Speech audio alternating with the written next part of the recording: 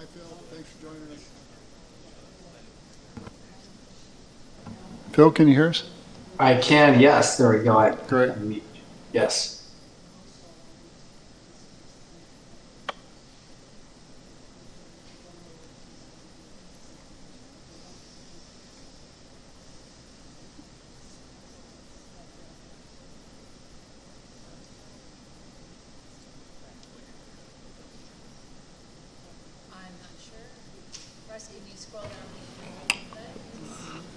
Okay, are we recording?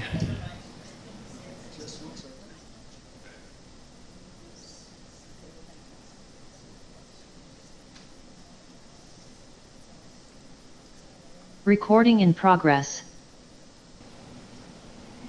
Okay, welcome everybody to the October 23rd, 2023 Kitsap Public Facilities District Board of Directors meeting. So for our first order of business will be public comment. Do we have any public comment? Just 1 second here. I know that we have Mr. Anderson joining us, so let me unmute his mic.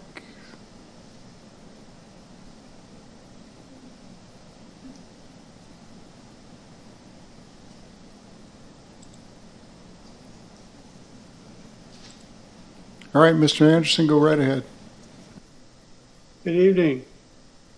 I have no comments and no questions tonight. Particularly interested in the Bainbridge Island presentation, so be watching that closely. Thank you. Thank you. Okay, thank you. I don't know if you noticed, but I opened up the chat for you this time too. Mr. Anderson, I don't know if you noticed, but I also opened up the chat for you as well. Oh, very good. Is that going to be, well, I click on it and it still says chat disabled. All right, I'll keep working on it. Okay, thank you. Do we have any other public comment from online or out in the audience? I have nobody else online, Mr. Chairman. Okay, I believe we have someone out. Hi, welcome. Hi, Beverly, go right ahead. You have 3 minutes. Thanks. I'm Beverly Parsons from Hansville. I'm one of the 3 people, along with Marion Allen, who is also here, and Joe Lubisher, who sent you a letter which you received at your September meeting regarding the Port Gamble Forest Heritage Park project. And as we indicated in that letter, we are residents of North Kitsap who are contributing to the update of the Kitsap County's park, recreation and open space, the PROS plan, and the comprehensive plan. And it is our understanding from Russ Shiplet that we will be receiving a response from you regarding the issues we raised in our September 25th letter. So we're waiting for that. But in the meantime, the county's work on the PROS and comprehensive plan updates are rolling along with various requests and opportunities to provide input to those plans that are actually relevant to the work you are funding regarding the Port Gamble Forest Heritage Park. So more and more people seem to be getting involved in these updates and a variety of activities that currently are underway by the Parks Department connected with the Port Gamble Park. So I would like to suggest that you invite a broad update about this work from multiple community perspectives being presented to you before you consider further amendments or additional funding requests regarding this work. A lot has changed, actually, since your board approved the original proposal in 2019, and even since the last amendment was approved by you. So please let us know if there's anything we can do to be of assistance in getting that broader range of perspective on this work before you take any further action regarding funding. Thank you. Okay, thank you very much. Do we have any other comments? No? Okay, we will move on to approval of the consent agenda. Mr. Chair, I move that we approve the consent agenda as presented. Okay, do we have a second? I'll second it. Okay, any discussion? No? Okay, all in favor of approval of the consent agenda? Aye. Any opposed? No. Consent agenda is approved. Now we'll move on to the facility project report for Poulsbo.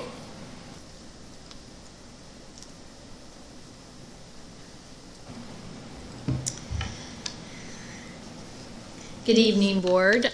It's my pleasure to be here. I'm Carla Boughton. I'm a Special Projects Planner for the City of Poulsbo, and I've been working with y'all and your Executive Director for the last 4 or 5 years here on the Poulsbo Events Recreation Center.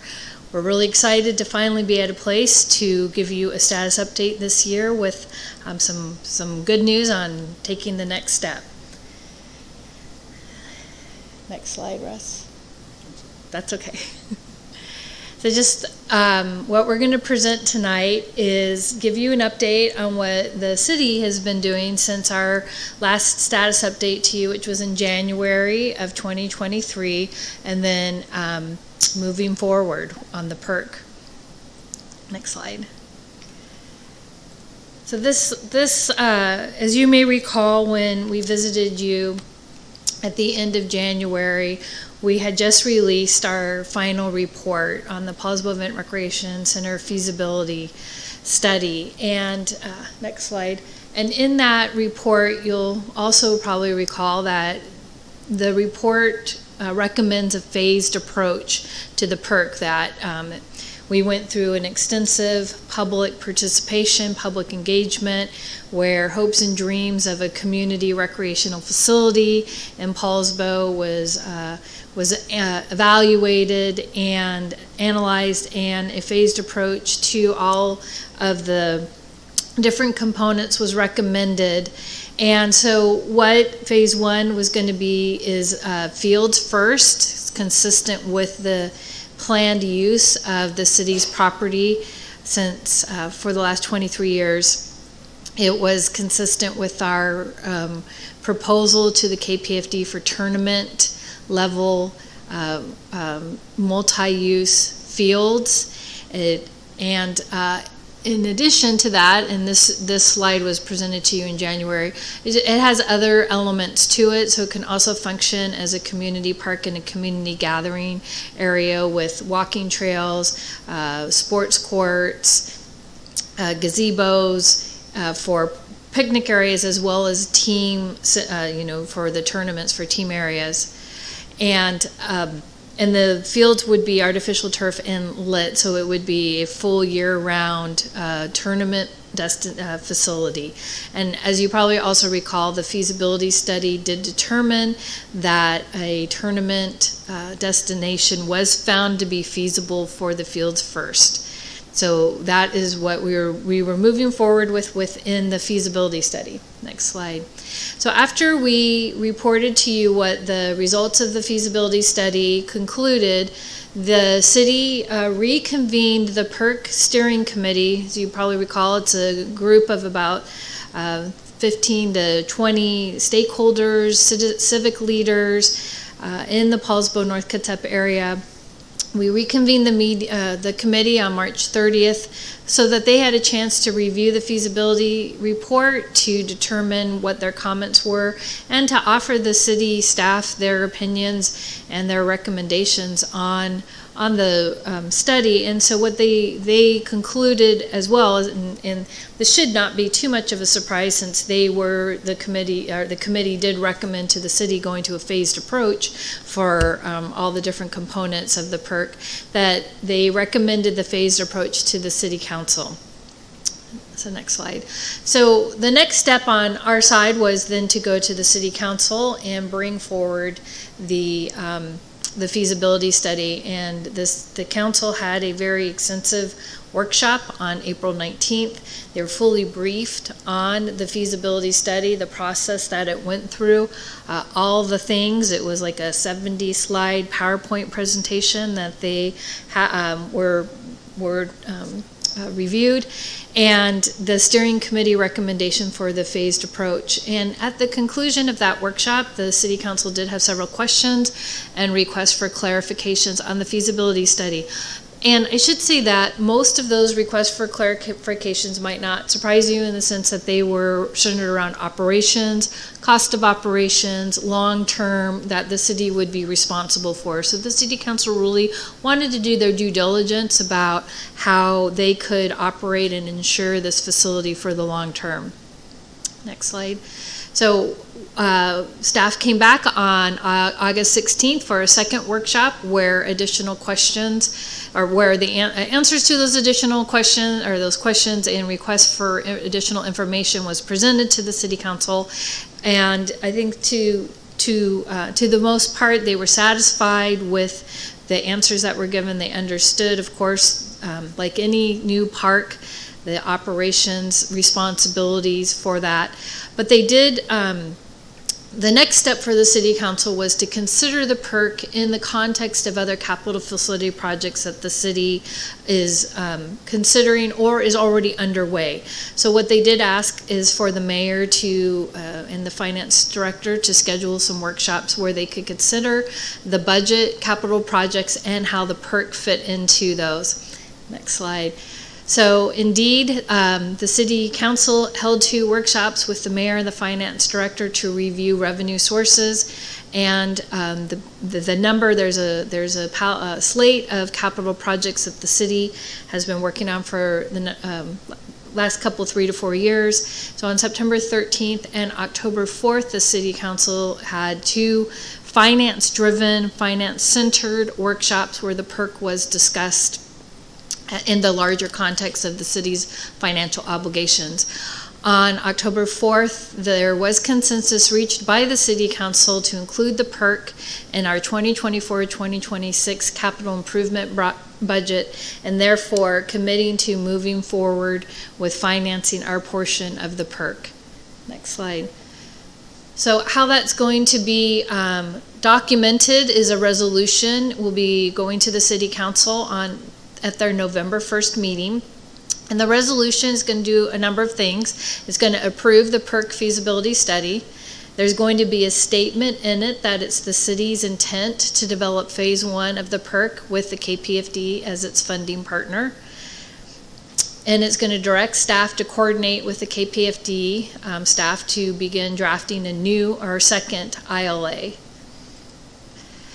The second ILA, some of this stuff we talked a little bit about at our January meeting. You guys were ready to move forward on the second ILA, and we needed to spend some time getting to the same place you are. But the second ILA is anticipated to include the following elements. We're going to request funding for phase 1. So again, fields first, the final design and development. This will be final site plan drafting and approval, which would be tied into site plan permitting. We're going to have site civil engineering, the utilities, but then we also need to have specialty engineering for turf fields and for lighting. And I think you guys probably know that turf fields do require some special thought about grading to ensure how it's graded and the drainage. And that really is, I'm not a turf specialist, but I've been told that really is important to ensure the longevity of turf fields. And so we want to make sure that we hire this a specialty, someone specializing in turf field installation. So anyway, this would still, moving on to the next bullet, would accomplish our permitting and construction plans and specifications, the bid documents, and the project management. So it's really moving it to the kind of the pre-construction phase, out of feasibility to final site design and the pre-construction phase of the PERC. The ILA would also finalize the capital funding strategies, the agreements or the actions between the City of Poulsbo and the KPFD for phase 1. Russ and I have had a lot of conversations about how the bonding structure would be, but we need to finalize that and determine, what that's going to look like, and that would be in the ILA.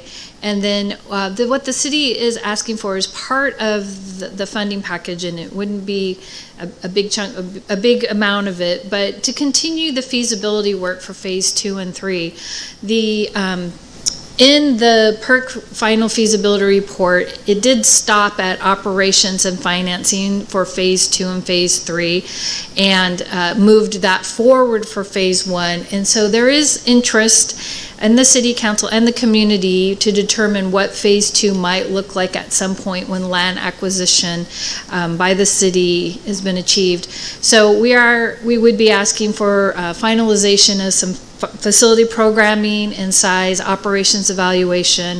This would support a future land acquisition, but again, we understand that the PFD is not participating in the capital costs for the PERC phase 2 and 3, so this would just be an amount to help us finalize the feasibility around those 2 phases.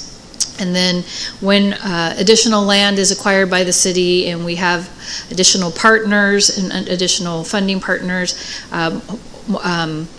hopefully with the colleges who are expressing more interest in phase 2 than perhaps in the past, then we'd be ready to actually move forward like we are with phase 1.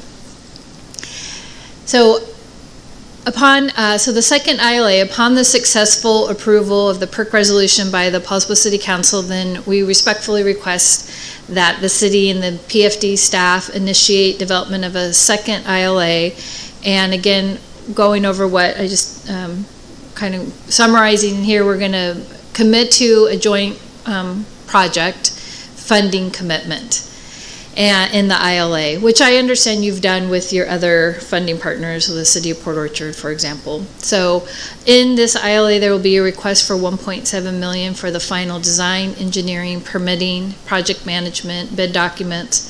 Again, we're going to detail the capital funding and bonding structure and how that moves forward after final design, and we are ready to issue our bids, our request for bids. And then this really will forward construction of the PERC phase 1, fields first. So that is our update. We're actually very excited to be here. I've got the mayor with me as well as the Parks and Rec director, and you guys have been here and you know that this has been a number of years in the making, but we stand before you with our city council ready to make the financial commitment for our share of it. We thank the PFD for your patience this year as we work through our process, and we stand before you in the next couple of months, hopefully with the second ILA to move the PERC forward to our pre-construction design work.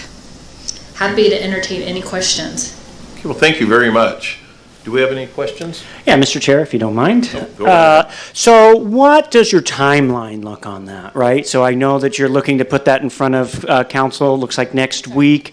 But then when we start formulating our funding mechanisms, they were kind of purposeful. We ranked Project 1 down in Port Orchard, got all of its funding in its first ILA, and then knowing that we were going to have to parse from there. So I'm just curious on kind of what you're looking for. It sounds like the ask is 1.7 if I'm clarifying, but then the timing of that.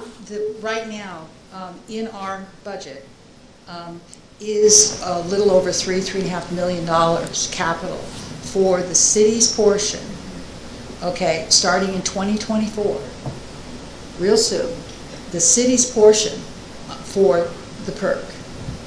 The 1.7 is to go out to actually get design. Can you have her speak into the mic, please? Oh. Okay, I'm sorry. I'm usually not on this side, that's true. The city has in its budget right now it's about $3.5 million worth of real estate excise taxes allocated for the city's portion of phase 1 of the PERC. That's for 2024. The 1.7 we're asking for, $1 million of that, we want to go for design documents, build documents. We want to be in the ground by 2025, okay, for phase 1.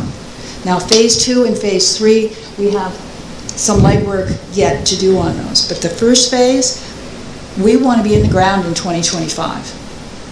Okay. So you'd be looking to exercise this agreement by year's end so that you can get that? Okay. Thank you. Just wanted that clarity. By January, we need at least the 1 million, 1.7 million, the 1 million specifically to get ready bid documents. So, I mean, we're going. So, full steam ahead, guys. We're going to build this thing, okay? Yeah, no, I love to hear that. I know that that's going to cause us to have some work internally to figure that out, because we don't have those funds on hand. I know initial discussions on what that bonding may or may not look like and when you need those funds, so there just may need to be further discussions about timing of it all. Okay. Yeah, and that's great to hear. Russ and I we've been meeting periodically, but as we've been going through this city process, he's been waiting for us to get to the point to today. Right. So he will start those conversations with Russ. And we're very conscious of the fact that the big money, okay, for actual construction, we have to have some very, in-depth conversation about how we're going to bond that. Right. Okay, the full picture. So.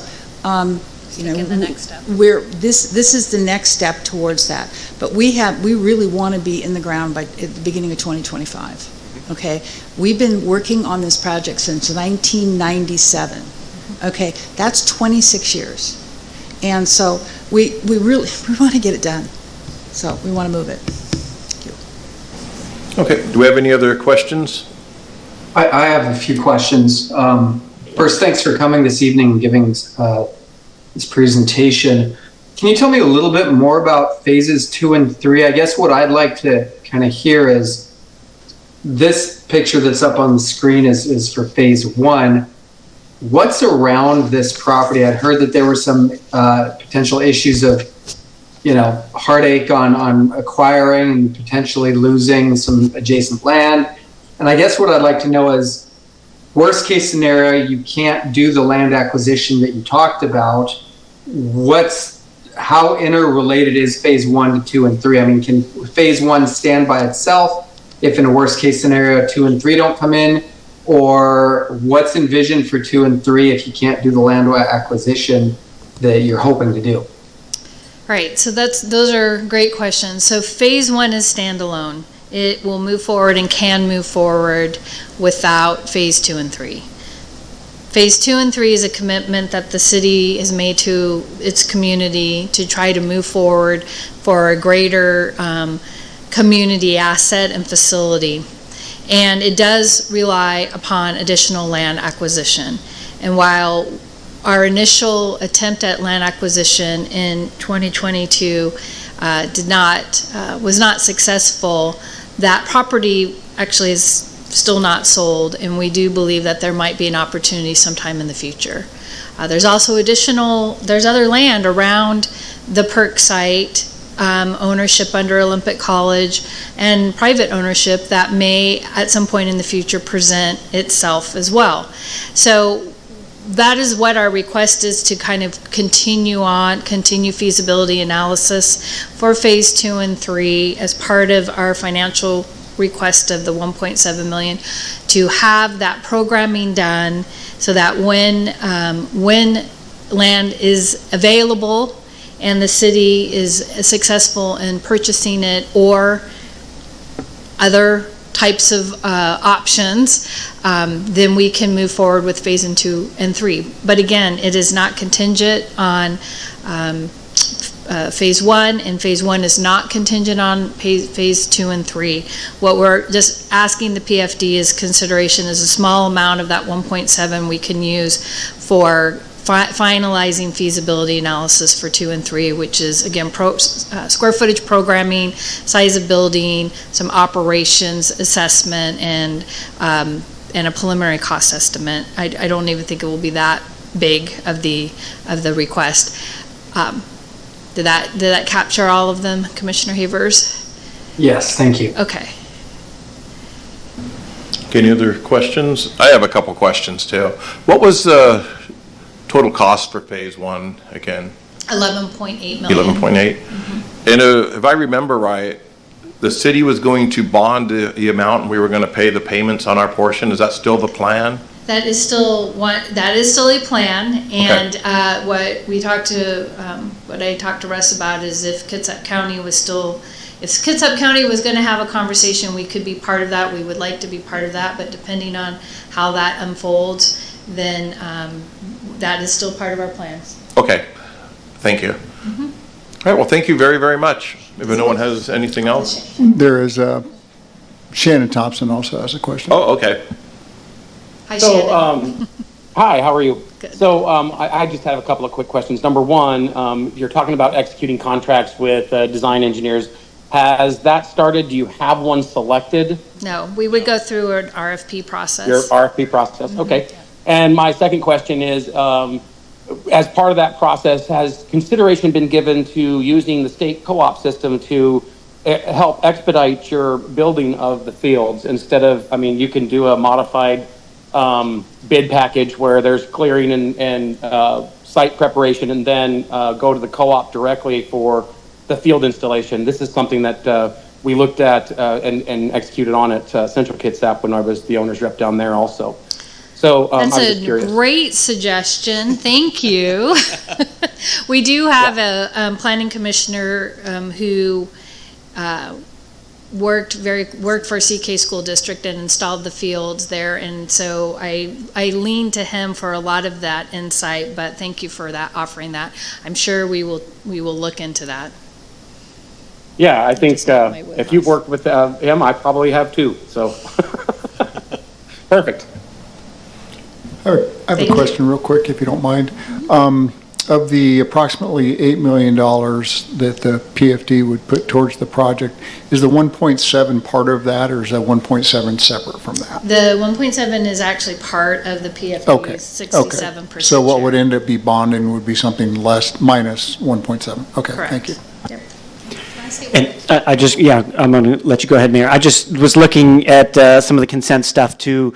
I know it's nowhere near the 1.7, but there is still a few funds left in the existing ILA, which I think expires by the end of the year. So if any of that legwork can be done within what's left in that budget, you've already got that, go ahead. So Yeah. just a great. reminder. Yeah, thank you.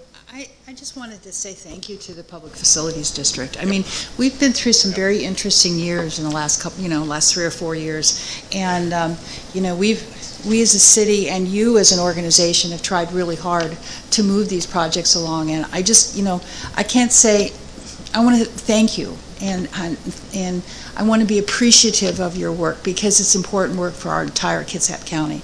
I work a lot with Mayor Potansu down in Port Orchard. He and I are pretty good friends. And, the scope of what the PFD does in Kitsap County, it just can't be underestimated. So I just wanted to say thanks.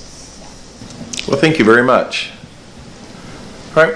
Well, thank you. I'm sure we'll be talking lots in the near future. Move on to item 5, which is the Bainbridge Island Japanese American Exclusion Memorial. Do we have? You're welcome.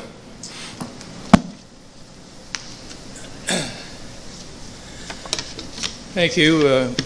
My new hip thanks you also for, I'm Val Tollefson. I'm the president of the Bainbridge Island Japanese American Exclusion Memorial Association.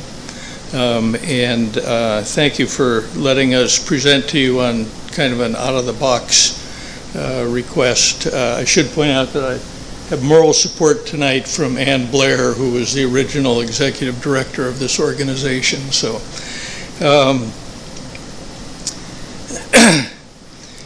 what I'd like to do, we had the opportunity to have Mr. Shiplet and Mr. Bullock out at the memorial site a number of weeks ago for a tour with one of the survivors of the exclusion experience, but I'm kind of guessing that the rest of you haven't had the opportunity to visit. I know that I think you were provided with the slide deck that we're going to look at now in advance of the meeting, but I'd like to give you a little context and offer, if you have the interest after this is all said and done, if you'd like a personal tour of the site, we'd be happy to arrange that. This project, which is now hopefully reaching conclusion in the next probably 1.5 or 2 years, started probably essentially in 2001 when the mayor of Bainbridge Island commissioned a task force to look into alternative uses for the Wyckoff Superfund site. Superfund site at the time was owned by a trustee for the EPA, and the trustee was actively looking into commercial development on that site. I was happy to be on that task force, and the Bainbridge Island City Council in 2001 accepted our recommendation that we attempt to purchase the property and turn it into a city park instead of a commercial development.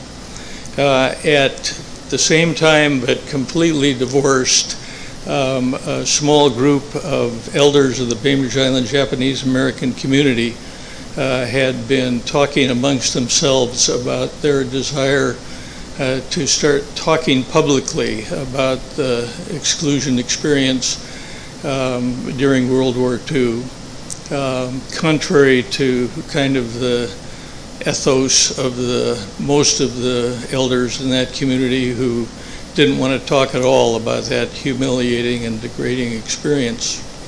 They were spurred along by a suggestion from a member of the North Kitsap Interfaith Council that perhaps they ought to consider building a memorial to that site, and they decided that they would try to do that on the site of the old Eagledale ferry dock, which was actually located on a public road end at what is now the very western edge of Pritchard Park.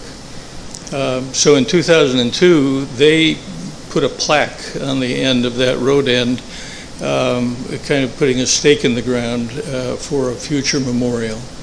And over the next couple years, that group, together with the city, lobbied Congress and the state, and managed to cobble together funds so that in 2004, about 20 acres of a total 50-acre Wyckoff Superfund site was purchased jointly by the City of Bainbridge Island and the Bainbridge Island Metropolitan Park District. And of that 20 acres, 8 acres was designated for construction of a memorial, and that 8 acres was basically funded by a act of Congress. So during this period of time, the plans for some kind of a memorial was being conducted through a committee of a 501c3 organization that was called the Bainbridge Island Japanese American Community. In 2008, that committee decided that the fundraising and construction of this vision was going to be easier with a separate organization, and our organization came into being as a separate 501c3. In 2011, we could have the next slide, Russ. In 2011, actually, back up. In 2000 and, no, you can go ahead, Russ. I'll back up.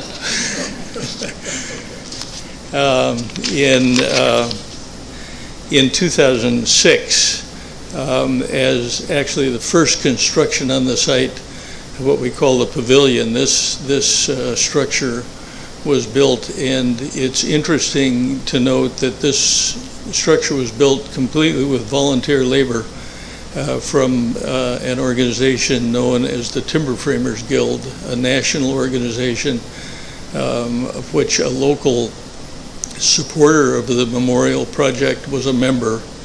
And over a period of 2 weeks, a large group of members of the Timber Framers Guild from around the country came to Bainbridge Island. They were housed and fed by local members of the community, and they built this pavilion out of clear Alaskan yellow cedar. Next, please. The pavilion houses basically the majority of the interpretive kind of written interpretive materials on the site discussing or discussing the history of the community, the nature of the exclusion, and other aspects. Next, please. In 2011, the memorial wall was dedicated. From the outset, the design of the memorial was under the guidance of John Paul Jones, who's a nationally known landscape architect and architect who's, among other things, the designer of the Museum of the American Indian in Washington, D.C. And he has, throughout, donated his personal services to this project, so that we're hugely indebted. Next, please. So the memorial wall was completed in 2011. This wall is 276 feet long, and that's significant because at the time of the Pearl Harbor attack, there were 276 Japanese Americans living on Bainbridge Island. And the memorial wall contains the name and age of each one of them, grouped by family. Next, please.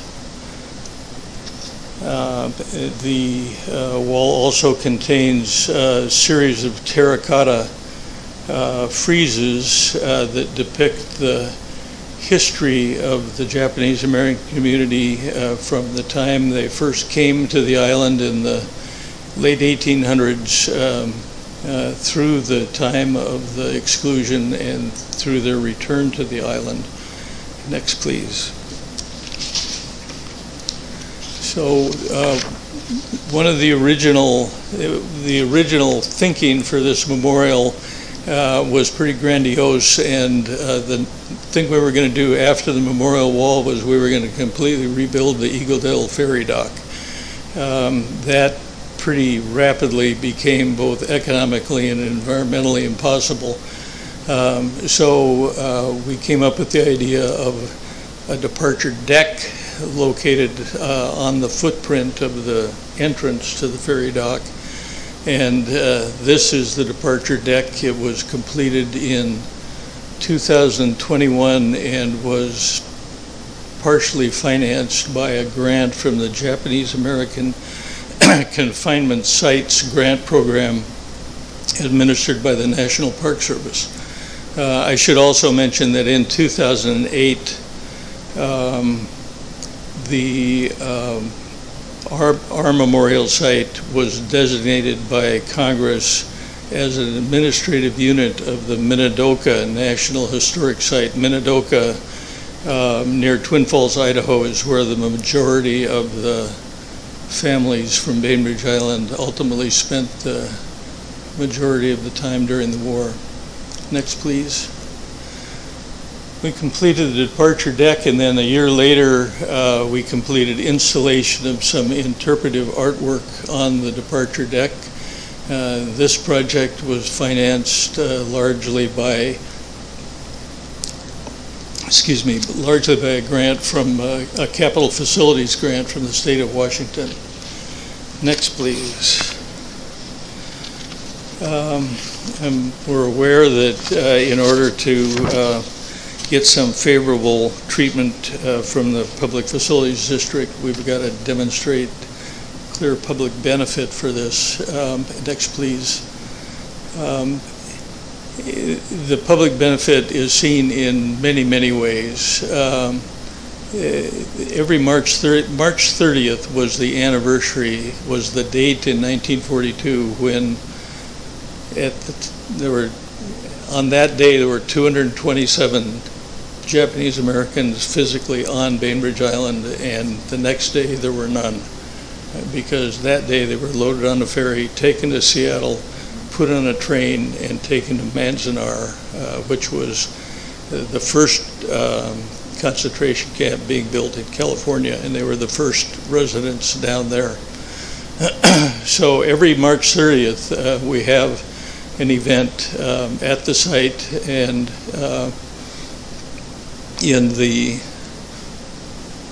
I've been involved with this project since, 20 years, and every year there are hundreds of people that turn out, both from the island and from throughout the Puget Sound area, many with family connections to either Minidoka or to the Bainbridge community at the time.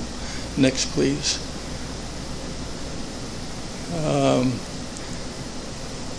The site is open during daylight hours every day of the year, and we have the National Park Service provides a seasonal ranger.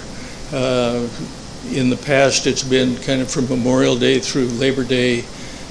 We have volunteers who host tours of the site, but it's very difficult to keep track of exactly how many people. We conservatively estimate that in the last year we've had over 13,000 visitors to the site, and they come from around Puget Sound, around the state, and around the world.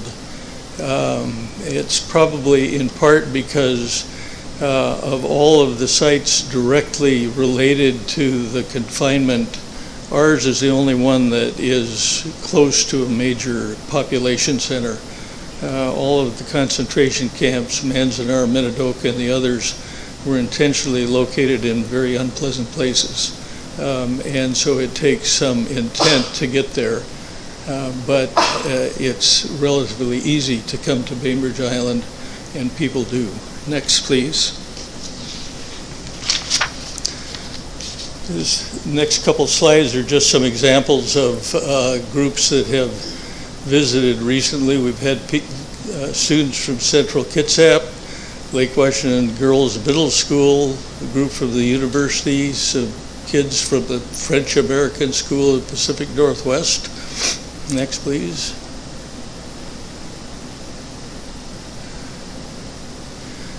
There was a group from the World Affairs Council. I should mention that every year on the 17th of February, the 17th of February is another significant date for the memorial and for the Japanese American community, because that's the day that President Roosevelt signed the executive order that resulted in this taking place. And so the 17th of February is a day of remembrance, and for the memorial on Bainbridge Island, it's a day of work.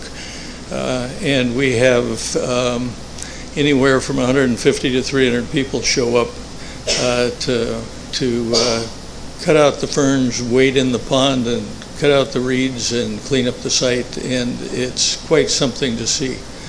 Next, please. We have international visitors.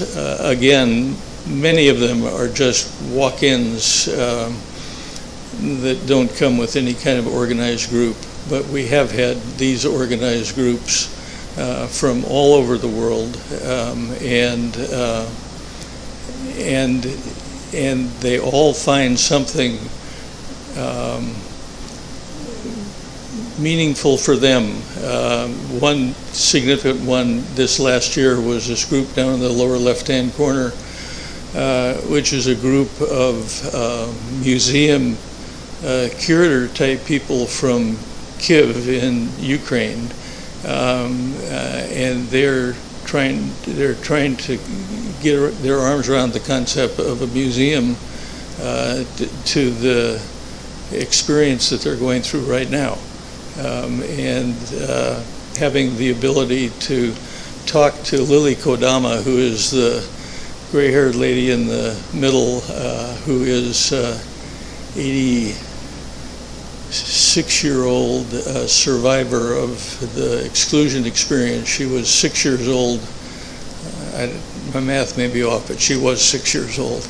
And now she's out there several times a week giving tours of the site. And I know Mr. Bullock and Mr. Shiplet had an opportunity to talk to her and can tell you that she's quite something.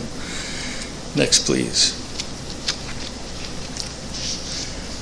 Again, some of the other people that have visited, Leadership Kitsap, a leadership group from Joint Base Lewis McChord, business leaders from the Mitsubishi USA office in Seattle. Next, please. So the last step in our plans for developing the memorial site is the construction of a visitor center. We originally budgeted at $4 million. That's maybe conservative these days, but we've raised something over $2 million so far.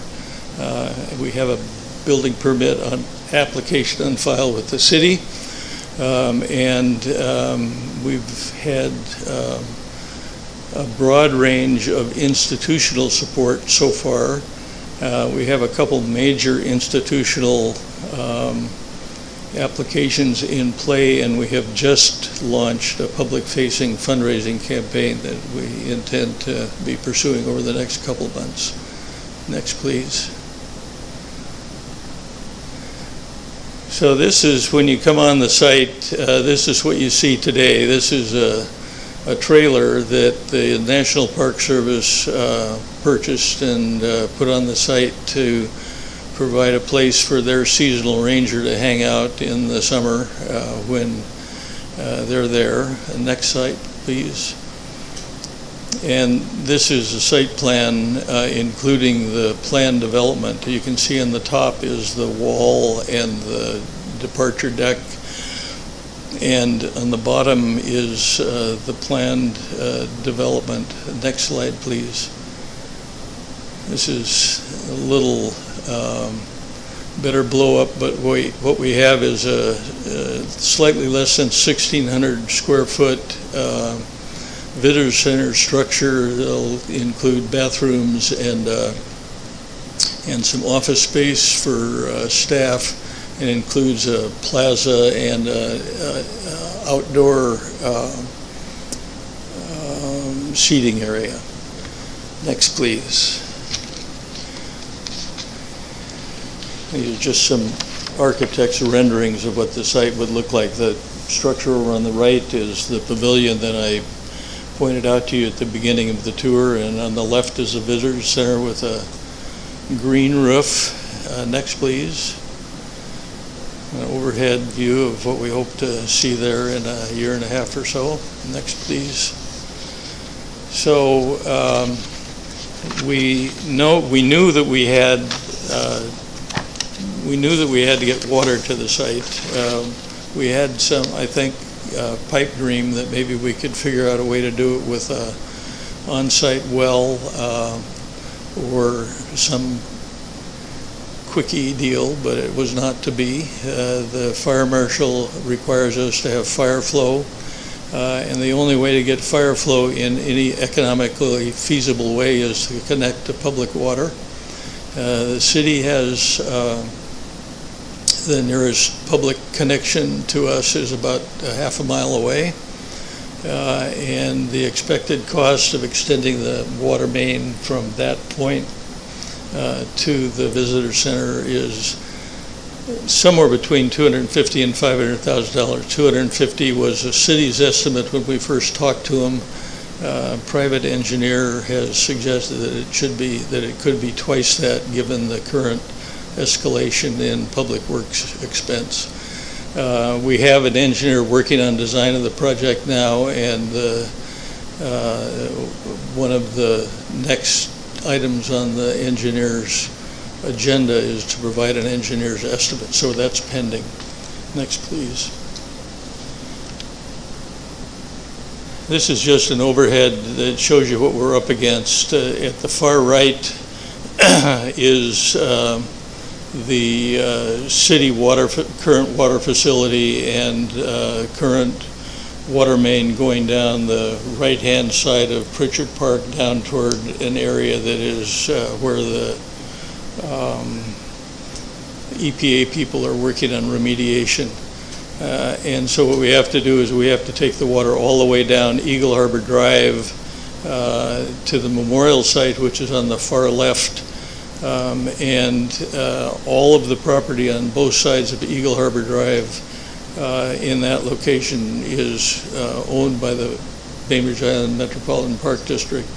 So there is no opportunity for getting any other people to participate in the cost of building this water main.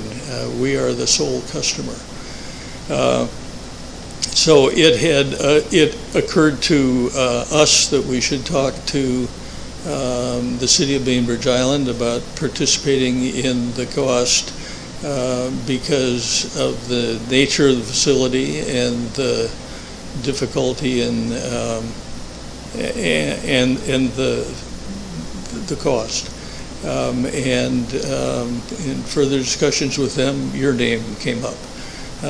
We know this is out of the box from your standpoint, but we believe that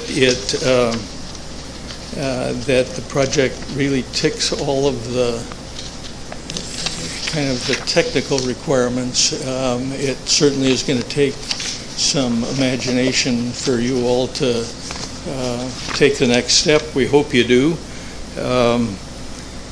I'd be happy to answer questions. Oh, I should say that that the City of Bainbridge Island is, to my knowledge, prepared to enter into an ILA with you for this project, and they will actually be the owner of the improvement that happens.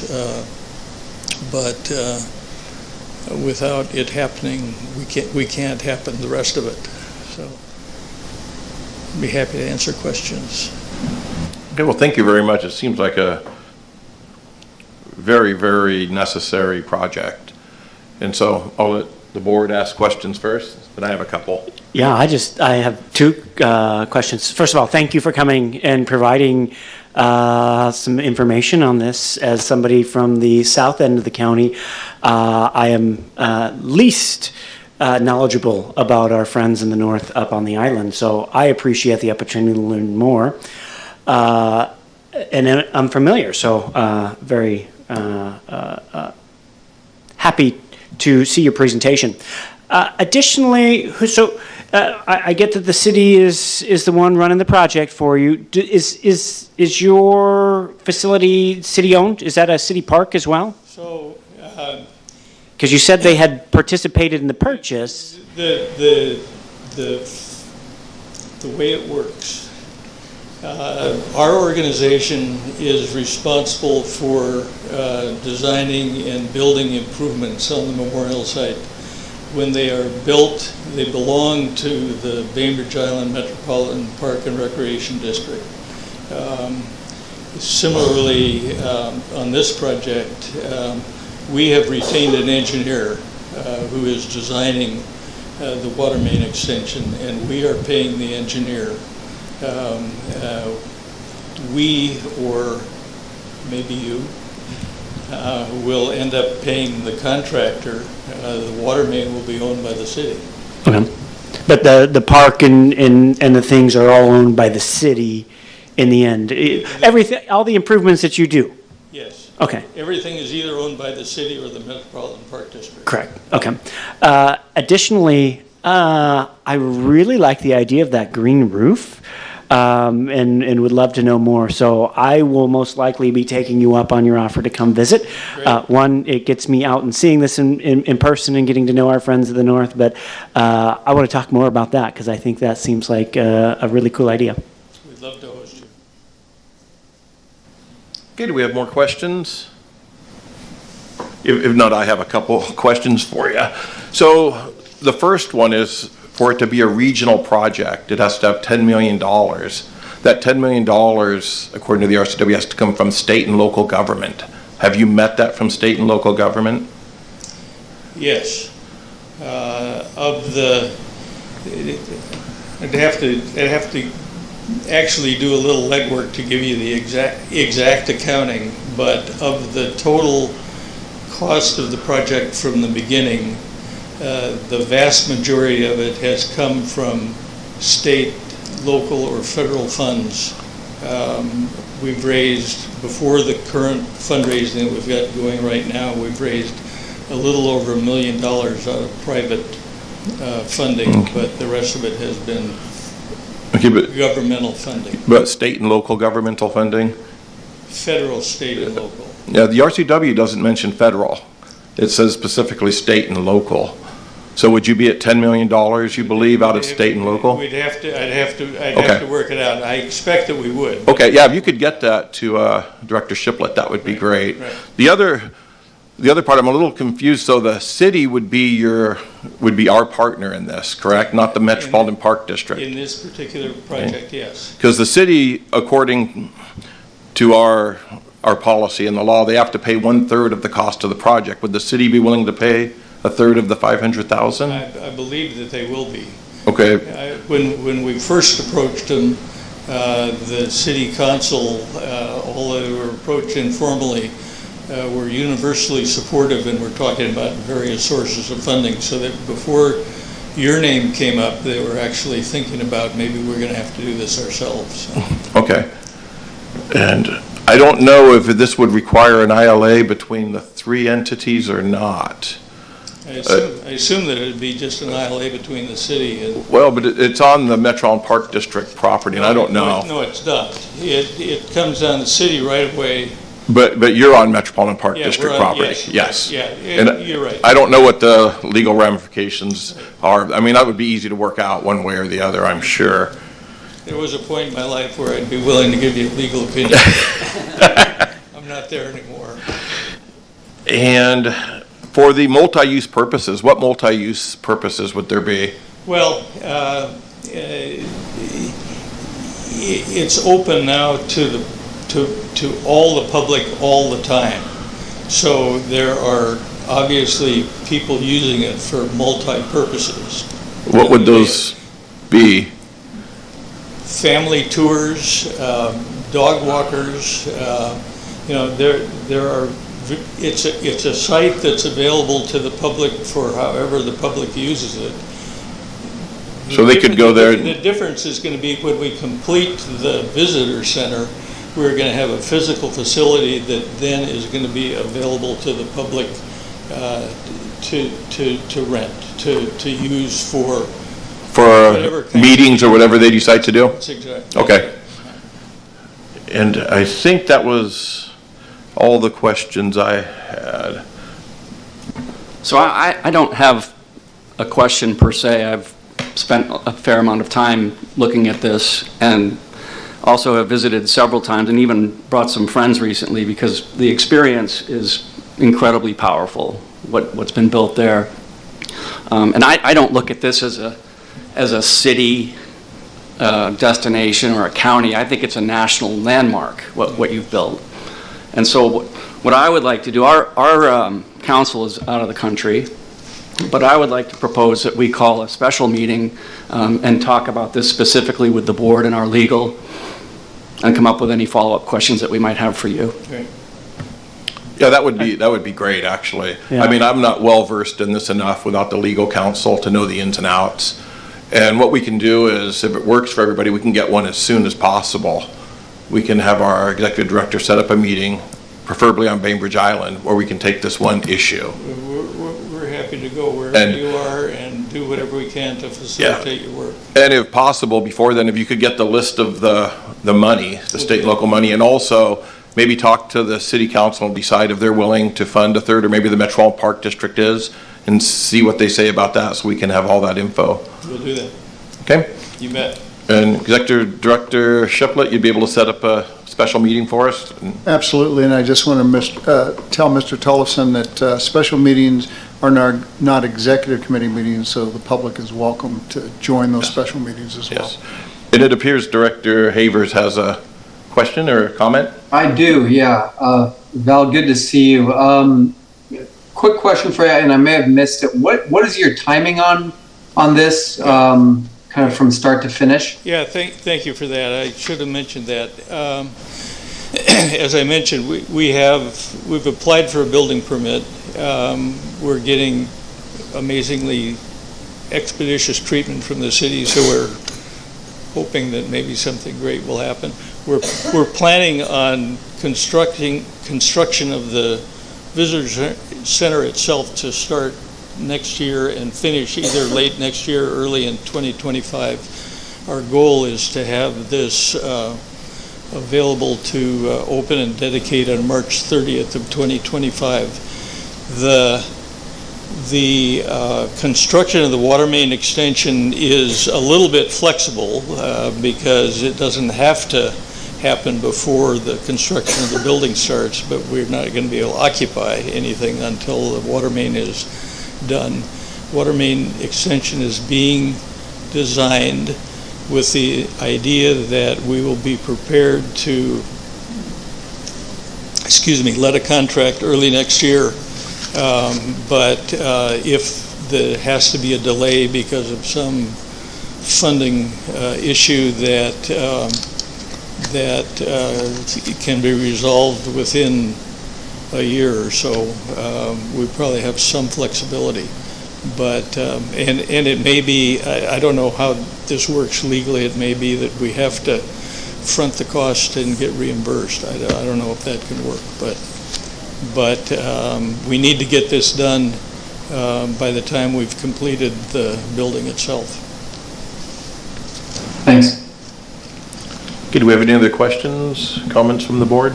Yeah, no, I think I agree with you fellas. Special meeting would be a great idea here. I think we can gather some documents and some things to make sure that we've answered some of the questions that Chairman Hatchell had and some of the others, just to make sure that we're dotting our I's and crossing our T's. Great. Thank you very much for your time. Okay, thank you very much. And now we'll move on to general business. Executive Director Shiplett.